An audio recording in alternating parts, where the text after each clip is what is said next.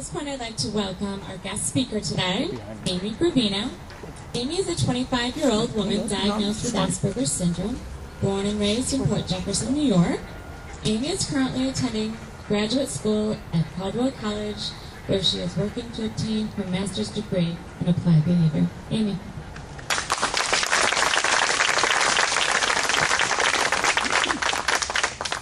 Thank you, Melanie.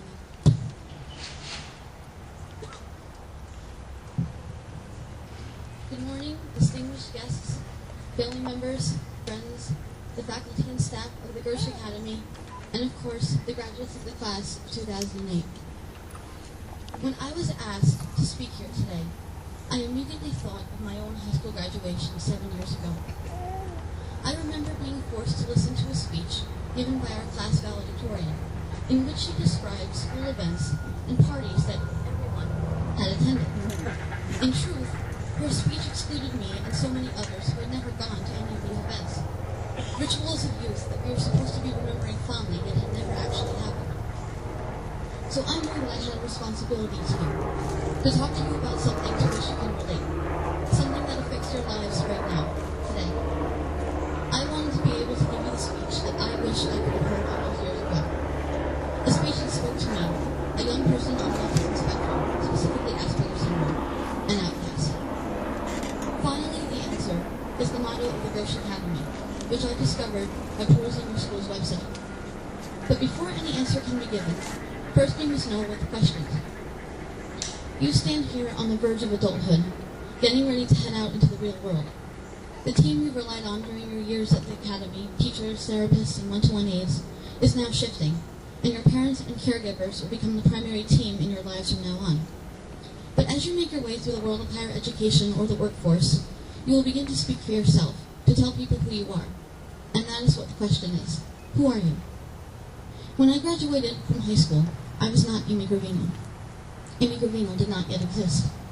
There was only a shell, fragments of self-esteem lying in shattered pieces after being chipped away at for years by my fellow classmates. I was whatever they said I was. If they called me ugly, I was ugly. If they said that I was a freak, I was a freak. I was defined by how they saw me.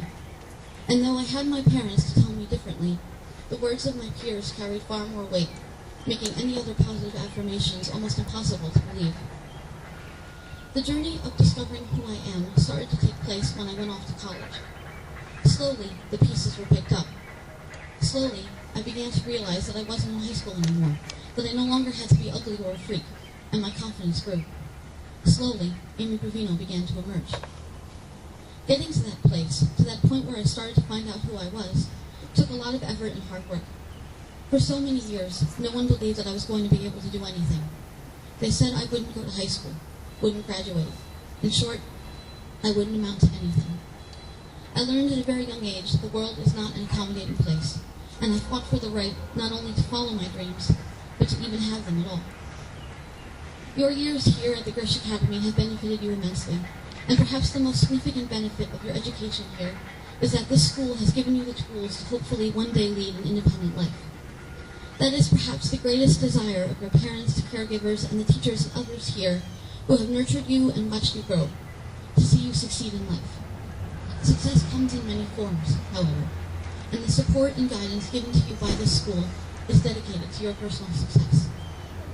But the day will come that someone will ask you the question I mentioned earlier. Who are you? This is where perhaps the most powerful tool you can have comes into play: self-advocacy. Self-advocacy is an invaluable asset, not just for individuals with neurobiological differences, but for everyone. Those of us who are a little bit different, however, have to work twice as hard to make our voices heard. I can remember well sitting in on IEP meetings in elementary school, surrounded by adults all discussing my future, or the very possible lack thereof. You would think that my presence would ensure an opportunity for me to speak for myself, even for a moment, but it didn't. No one ever asked me how I felt, or what I wanted. Even if they had, I'm not certain that I would have been able to tell them. Many years have passed since then, and I am happy to say that I have become a strong self-advocate, loudly and proudly proclaiming my difference, and I now see it as a strength, a high mark of character rather than a weakness or flaw. Your disabilities have presented each of you with challenges, and the people at the school have worked with you to face those challenges. Now, as you head into adulthood, you are starting to find your own voice and becoming a self-advocate. Learning the skills to articulate your needs and feelings will enable you to use that voice to tell the world who you are. The last thought I'd like to give you is this. You have worked so hard and for so long to get where you are at this very moment. Surrounded by your friends, loved ones, teachers, and therapists, it seems hard to believe that your life as you know it is about to change completely. But rather than seeing this day as an ending, you must also look at it as a great beginning.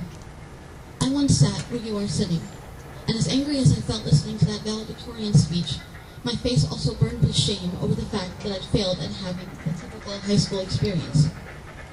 I could clearly see what was ending, but I had no idea what was about to begin. Leave yourself open to endless possibility, and take with you the lessons you have learned and the guidance you have received here at the Gersh Academy. I wish you all the greatest of success in your future endeavors, and I thank you for allowing me to speak to you today. Congratulations to the class of 2001.